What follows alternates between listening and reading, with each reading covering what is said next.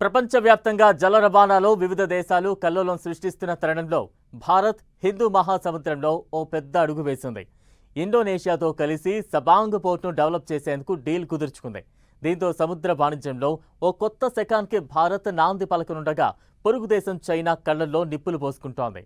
Sabang port కనుక పూర్తయితే ఇక తాను నెత్తిన చెంగేసుకోవాల్సిందే అని చైనా ఆందోళన చెందుతోంది. ఇందుకీ సబాంగ్ పోర్టు ప్రాధాన్యత ఏంటి? చైనాకు ఎందుకంత కంగారు? మనకు హర్ముజ్ జలసంధి ఏర్పాటు కాబోతోందా? సబాంగ్ పోర్టుతో జల రవాణాలో భారత్ శకం. మోదీ ఇండోనేషియా టూర్ వ్యూహం అదేనా? ఇండోనేషియా పర్యటనలో ప్రధానమంత్రి నరేంద్ర మోదీ ఆ దేశ అధ్యక్షుడు ప్రభువో సుబియాంతోతో సబాంగ్ పోర్టును డెవలప్ చేసేందుకు ఒప్పందం కుదుర్చుకోవడం ఇప్పుడు చైనాలో కలవరం పుట్టిస్తోంది. ఇండోనేషియా, భారత్ సబాంగ్ ఆధునీకరణ చేపట్టడం డ్రాగన్ కంట్రీకి మింగుడు పడడం లేదు. ఈ కీలక ఒప్పందం ప్రకారం మలక్కా జలసంధి సరిహద్దున ఉన్న సబాంగ్ పోర్టును ఇరు దేశాలు అత్యాధునిక ప్రమాణాలతో అభివృద్ధి చేయనున్నాయి.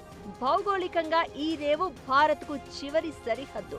అండమాన్ నికోబార్ దీవుల్లోని ఇందిరా పాయింట్కు 120 కిలోమీటర్ల దూరం మాత్రమే ఉండడం ఈ ప్రాధాన్యతను మరింత పెంచుతోంది.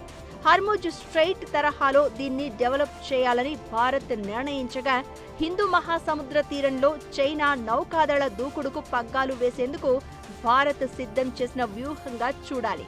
హిందూ మహాసముద్ర ప్రాంతంలో స్వేచ్ఛాయుత వాణిజ్యాన్ని, సార్వభౌమత్వాన్ని కాపాడుకోవడమే కాకుండా భవిష్యత్తులో రాబోయే భౌగోళిక, రాజకీయ సవాళ్లను ఎదుర్కొనేందుకు సబాంగ్ రేవు ప్రాజెక్ట్ ఒక బలమైన పునాదిగా నిలవబోతోంది.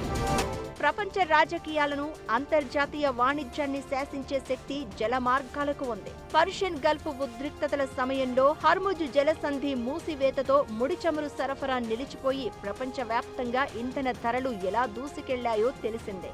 ఇప్పుడు అదే వ్యూహాత్మక ప్రాధాన్యత కలిగిన మలక్కా జలసంధి గేట్వే వద్ద భారత్ పట్టును సాధిస్తోంది. హిందూ మహాసముద్రం నుంచి దక్షిణ చైనా సముద్రంలోకి వెళ్లే ఈ అత్యంత ఇరుకైన జలసంధి ద్వారా ఏటా దాదాపు $2.8 ట్రిలియన్ విలువైన వస్తువులు రవాణా అవుతున్నాయి. ప్రపంచ వాణిజ్యంలో సుమారు 25% వాటా కలిగిన ఈ జలసంధి చైనా ఆర్థిక రంగానికి లైఫ్ లైన్ లాంటిది. చైనా తన పరిశ్రమలకు, రవాణా రంగానికి అవసరమైన ముడి చమురు, సహజ వాయువులలో దాదాపు 80% పశ్చిమాసియా, ఆఫ్రికా దేశాల నుండి ఈ మార్గం గుండానే దిగుమతి చేసుకుంటుంది. ఒకవేళ అంతర్జాతీయ సంక్షోభ పరిస్థితుల్లో శత్రు దేశాలు ఈ ఇరుకైన సముద్ర మార్గాన్ని మూసివేస్తే చైనాకు ఇంధన సరఫరా నిలిచిపోయి ఆ దేశ ఆర్థిక ప్రగతి స్తంభించిపోయే ప్రమాదం స్పష్టంగా కనిపిస్తోంది. ఈ సముద్ర రవాణా మార్గాలపై ఆధిక్యతను సాధించడానికే చైనా తన విదేశీ విధానాలను ఎప్పటికప్పుడు మారుస్తూ వస్తోంది. ఇప్పుడు భారత్, ఇండోనేషియాలు కలిసి సబాంగ్ పోర్టును ఆధునికీకరించడం చైనాకి చెమటలు పట్టిస్తోంది. నిజానికి భారత్ ఈ ప్రాంతంలో తన పట్టును బిగించడానికి చాలా కాలంగా ప్రయత్నిస్తోంది. 2018లోనే ఈ రేవు అభివృద్ధిపై భారత్, ఇండోనేషియా దేశాల మధ్య చర్చలు జరిగాయి. కానీ అవి పెద్దగా ఫలించలేదు. ప్రధాని మోదీ తాజా పర్యటనతో ఇప్పుడు ఇది వేగవంతమైంది. దీనికి సమాంతరంగా భారత్ ప్రతిష్టాత్మకంగా చేపడుతున్న గ్రేట్ నికోబార్ ప్రాజెక్టు కూడా ఇందులో భాగం. అండమాన్ నికోబార్ దీవుల్లో ఓ అంతర్జాతీయ ట్రాన్స్‌షిప్‌మెంట్ పోర్ట్, గ్రీన్‌ఫీల్డ్ ఎయిర్పోర్ట్, ఆధునిక టౌన్‌షిప్‌ను భారత్ నిర్మిస్తోంది. భారత్ తన గ్రేట్ నికోబార్ ప్రాజెక్టును ఇటు ఇండోనేషియాలోని సబాంగ్ ఓడరేవును వ్యూహాత్మకంగా గనుక అనుసంధానించగలిగితే మలక్కా జలసంధికి రెండు వైపులా భారత్కు తిరుగులేని భద్రత లభిస్తుంది. గత దశాబ్ద కాలంగా చైనా తన belt and road initiative, string of pearls వ్యూహం కింద భారత్ను చుట్టుముట్టేందుకు ప్రయత్నిస్తోంది.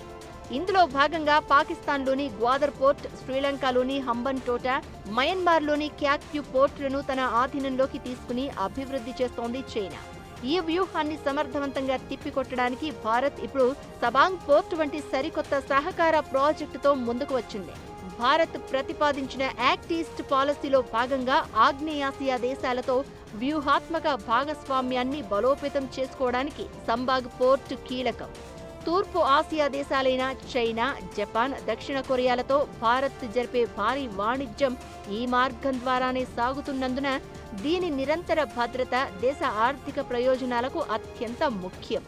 భద్రతతో కూడిన స్వేచ్ఛాయుత ఇండో పసిఫిక్ ప్రాంతాన్ని కోరుకునే భారత్, ఇండోనేషియా దేశాల లాంగ్ టర్మ్ స్ట్రాటజీలకు ఈ సబాంగ్ పోర్ట్ డెవలప్మెంట్ ఒక మైలురాయిగా నిలవనుంది.